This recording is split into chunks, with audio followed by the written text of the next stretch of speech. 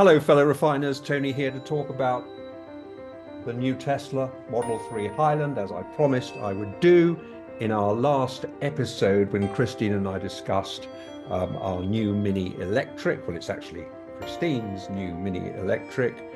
Do check out that episode if you haven't done so already. It was an interesting experience comparing that process of buying a Mini. It's a used Mini.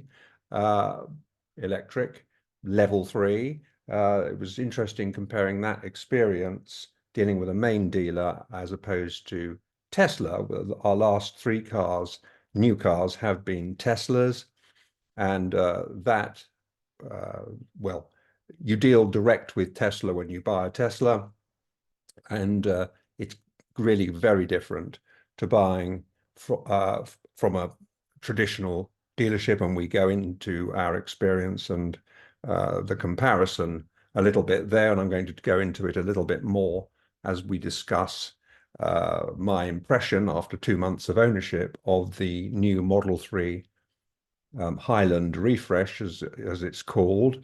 So before we had a Model 3 for a couple of years, and we both love driving it. It's a terrific car. It's the best car certainly I've ever had.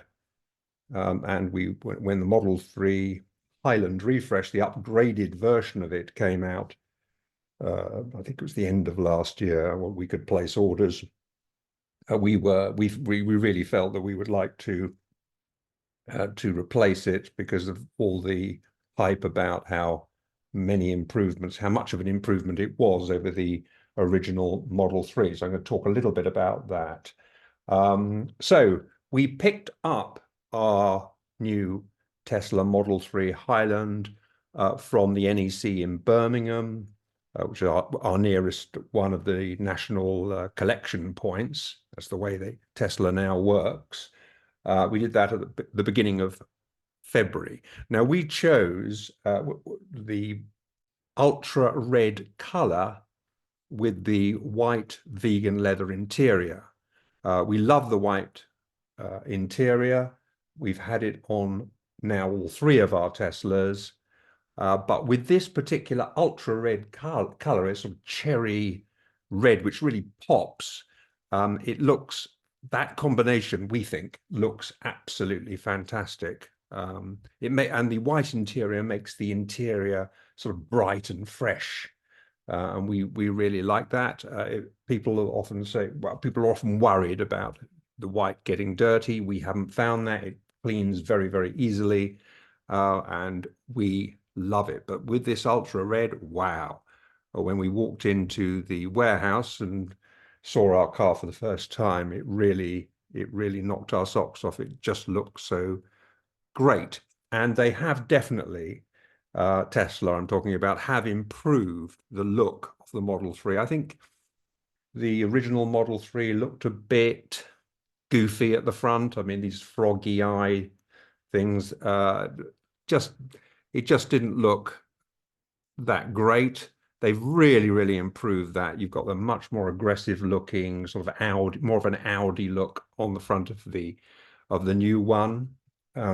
They've also improved the look of the back, and more generally it looks sharper, the car, we think. So as far as the interior is concerned, the interior has a more premium feel about it. It's now got the customizable ambient lighting, sort of similar to what you see in a Mercedes.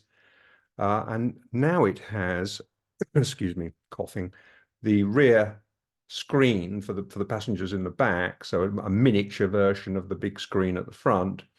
Well, not really quite a miniature version of that, because it doesn't do anything like as much as the main screen at the front, but it does allow the people in the back to watch like YouTube videos, Netflix videos. And I mean, that's a really great thing. Actually, we haven't used it at all in the 2 months we've had the car, because we haven't really been on many long journeys. We've only gone on one reasonably long journey, and we were with friends, so we weren't going to. We had a lot to talk about, let's put it that way. So there was no use of the screen, but I think it's going to be great for people, especially when we drive through Europe and stuff, for, I mean, Christine, if I'm driving, she could sit in the back and watch a Netflix movie. So I think that is a great thing. What other things are different about driving the Highland? Well, the ride is definitely better. All electric cars have a less smooth feel about them. They're more crashy. People often describe the EV sort of experience of being a bit crashy in some cars. And Tesla's certainly the original Model 3 was a bit crashy in the feel of its ride, but they've really improved that. The other thing they've improved is the soundproofing, the noise, so you don't get anything like the same road noise. That's much better. So I think the most talked about feature, if that's the right word, of the new Tesla Model 3 Highland is the lack of stalks on the steering wheel. So no stalks for the indicators, for operating things like the wipers, flashing the lights, all that good stuff. These are now, so the indicators particularly are the thing that I really noticed it on when I picked the car up. The indicators are now operated from buttons on the left-hand side of the steering wheel. One for the right-hand indicator, one underneath, I think it is, that's the right way around for the left. Might be the other way around, I'm not sure. But really that's really, didn't take me very long to get used to. I think marginally I probably prefer the using a stalk, mainly because of roundabouts. So when you're going around roundabouts with the steering wheel, and you're obviously turning the steering wheel to get around the roundabout, then you've got to turn it the other way. The buttons are going to keep moving, aren't they? So whereas when the steering's in its sort of neutral position, you can easily find the two buttons. But when you're moving it around and maybe indicating to do an exit, that can get quite difficult. So I don't think that bit's really been thought out as well as it might have been. But it's not, it's not a deal breaker. Let's put it that way. There's a wiper button now on the steering wheel, which is a big improvement because getting the wipers, operating the wipers, turning them on, turning them off, and squirting squirting the fluid on the windscreen. That was very lumpy in the original version because you had to find it really on the screen. Yes, you had to find it on the screen, and you don't want to be messing around with the screen when you're driving. It's not safe. So this button is better, but the wiper situation really does bear some talking about because it's notorious in the Tesla community of how bad the automatic wipers are. Why? I mean, this is a technology company, a tech company, Tesla. Why can't they get automatic wipers to work properly? They're either, you're waiting when it starts raining, you can't see through the windscreen. There's so much water on it, and the automatic wipers haven't come on. And then vice versa, you find that they're wiping a bone dry windscreen. I mean, it's daft. The Mini that we've got, which is a second-hand Mini, sort of nearly coming up 3 years old, I think. Those automatic wipers work perfectly. And every other car that I've had with automatic wipers work perfectly. But the Tesla is hopeless on that. And nobody can really understand why it is that they can't get this right. I mean, they have over-the-air updates of software, and they keep talking about, oh, well, the next update's going to cure this problem. We all wait excitedly for the problem to be cured, and it never gets any better. So, in fact, the friends we went to Wales with, Stuart and Valerie, they bought a Tesla Model 3 a little bit after us, I think. And they said that when we were driving in the new Model 3 and we had the wiper issue, obviously, because they haven't improved that on the Model 3 or the Highland at all. And they said, "Oh, so this isn't just us then?" Because they thought that they were the only ones. Probably a lot of Tesla owners probably are thinking that, unless they're on the forums like we are. But so I think they felt quite relieved that it wasn't just them. But I really don't know what it is. Anyway, a big thing that's come up with the Model 3 Highland. So the original, but we had a not in addition to the Model 3, about a year later, we bought the Model Y. So we had a Y and we had a 3. We've sold them both now to make way for this Highland. But they both had, I think, advertised range. I forget what they call that, the W, whatever it is, the rating that's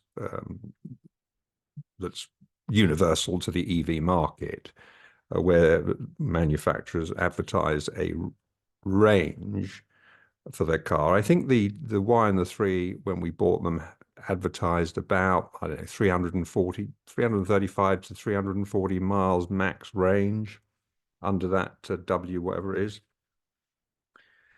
Never remember the letters. Sorry about that. On this Model 3 Highland, the new one, they advertise 390 miles, according to that same measure.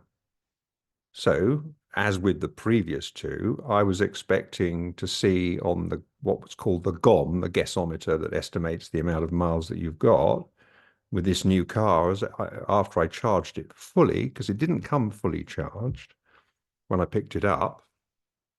So after the first 100% charge, I was expecting to see 390 miles. But I was seeing 305. Well, I think, yeah, 305 miles. So that concerned me. I thought there must be something wrong. So I contacted Tesla and they told me to, I can't remember, go through some kind of procedure to let the car go down to 20% and then to recharge it to 100% and then do the same again. Something like that. It was a bit of a dance that I had to perform. They said that this would, I don't know, help the battery settle in, something like that. Sounded like BS to me. And it turned out to be BS. I mean, they looked at the car remotely, and I had a call from the Netherlands. If you get a call from the Netherlands, you know that it's been escalated within Tesla. Got a call from the Netherlands from a very nice guy who said, well, there's nothing wrong with your car. It's just that we at Tesla have decided that the GOM, the guesstimate, should be truthful. That he didn't use those words, but in effect, that's what he was saying. Because what he was saying is that these advertised ranges for all electric cars are BS. Again, he didn't use the same words, but I'm just telling it like it is. This is the fact of the matter. The 390 miles is never going to be achievable. And what he was saying was, and that was the case with the 330 odd miles for the Y and the 3. And what he was saying was, we're no longer going to give you BS in the car. We're going to tell you what the likely real world range is. Well, that's not a bad approach, but why not advertise the real world mileage? Well, he said, well, we have to do it by law or something. Well, that's obviously BS, because the law isn't going to require you to tell lies.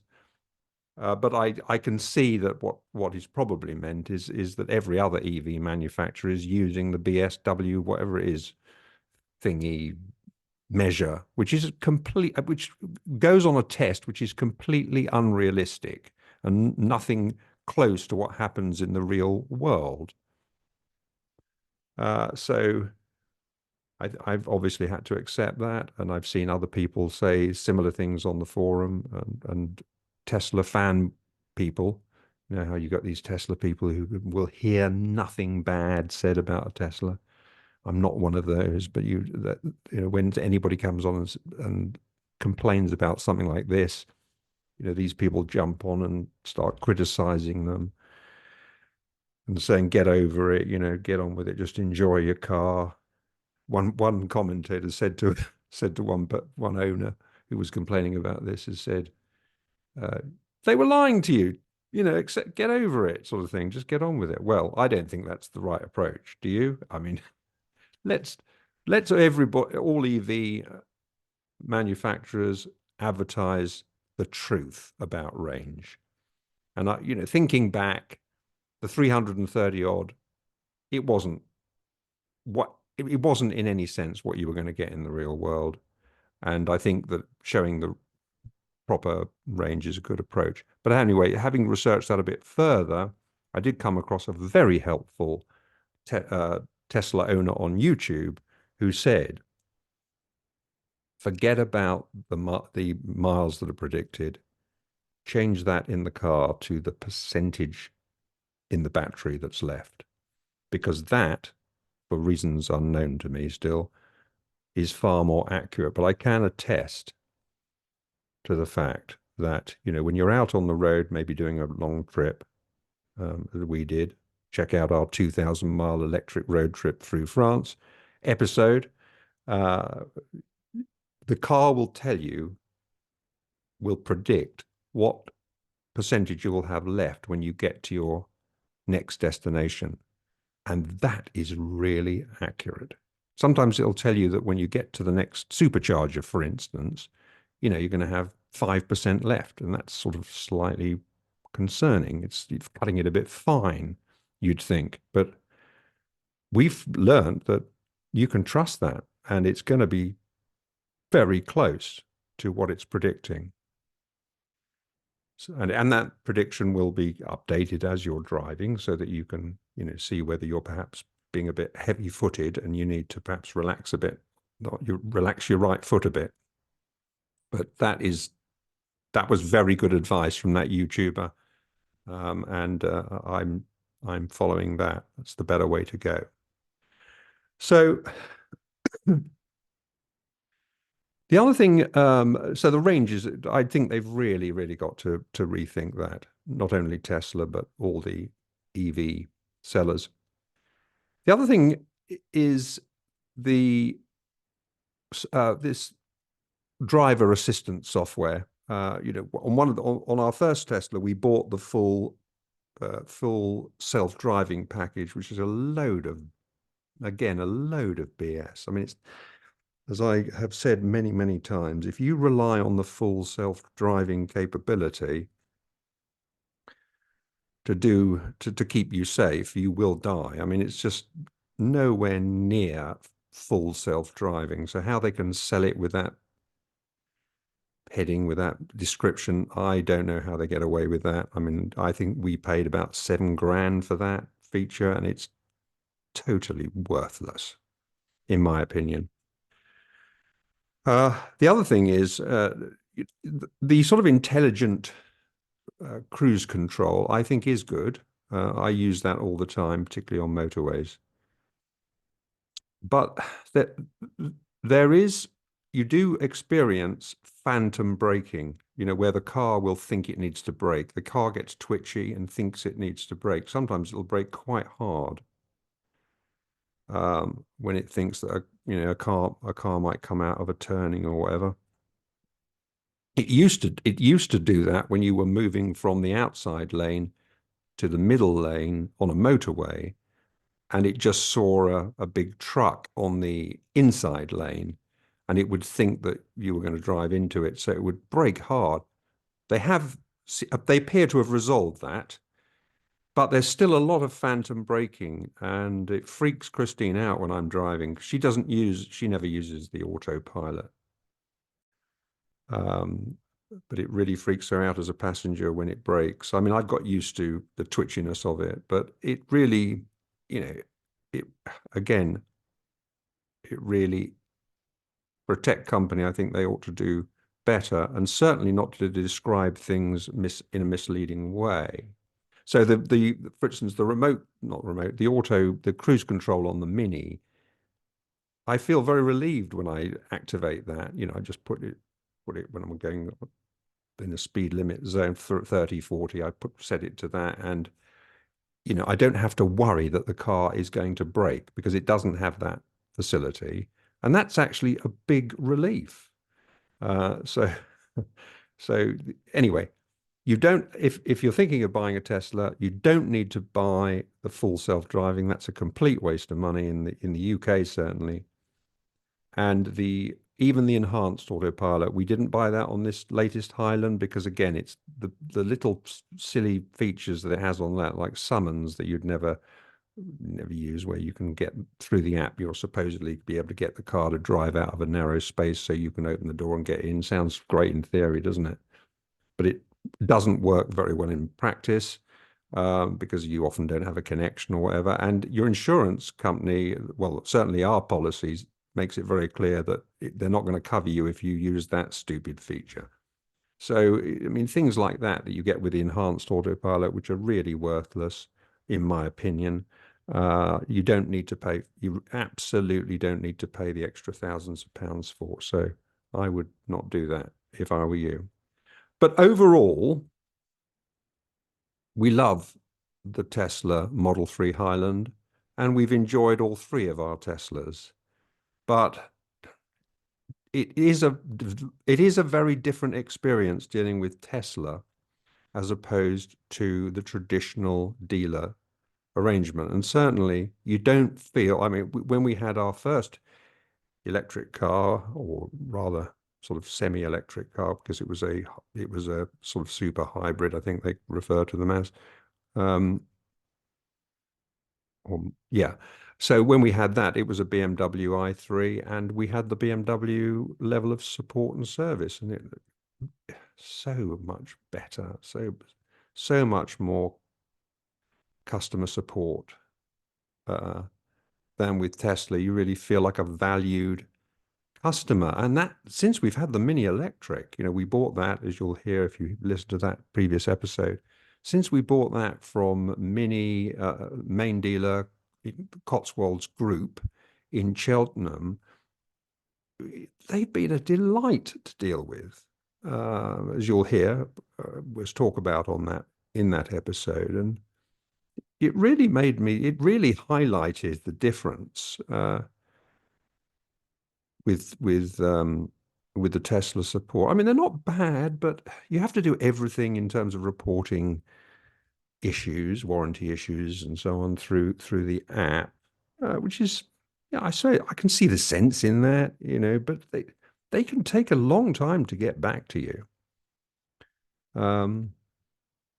And I've had to get quite arsy with them on, at times, in a nice way, So really, this isn't really good service, and you don't feel when you're paying that amount of money that you do for a Tesla, you do feel that you should get better support. Right? That's my view anyway. And as I say, it's been a real pleasure getting back to the traditional dealer, dealing with a really high grade dealer, as with the Cotswolds Group, that really looks after you and makes you feel valued. But the Mini is not a Tesla, and what you do know with Tesla, if you like EVs and you like that kind of level of tech that you get with a Tesla, and the level of convenience, not having a start stop button, just makes life so simple and easy. You're not going to get that with any other EV, not that level of great tech. And if you like that, as we do, you're probably going to put up with the with the poorer level, I should say, of support. So I don't, I think we'll always want to have a Tesla, because for our long range driving, I don't think there's anything if you're going for an EV that beats a Tesla. The supercharger network alone is phenomenal. It's easy to use. You don't have to mess around with apps. The car tells you everything about where you need to charge, how long you need to charge, availability of chargers. Uh, I have never encountered a Tesla charger that is out of order, whereas before I had a Tesla, I encountered that all the time, and it was stressful having to deal with all that. Not only them being out of order, but the being too few of them. That's improving, and Tesla itself is opening up its superchargers to non EV, sorry, non Tesla EV owners. In fact, we can charge our Mini. I can use the same app, and it'll just charge my credit card as it does when I use the Tesla. So that's a big improvement and a help to all EV owners. So all of that is great. So overall, thrilled with the Tesla Model 3 Highland. Thrilled with it.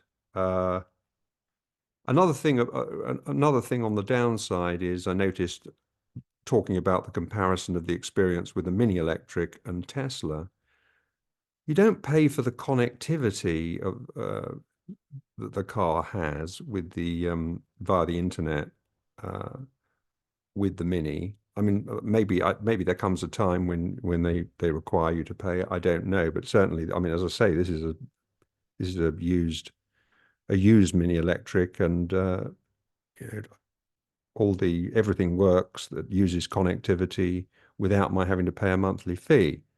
With the Tesla, you used to get that, I think, for the period of for the war. If I'm right in saying this, I'm not sure. First, I think it was the whole period of the warranty, maybe, yeah, the whole period of the warranty, and then I think it was reduced to 1 year, and now you get only 1 month, and after that, you have to pay £10 a month for the connectivity.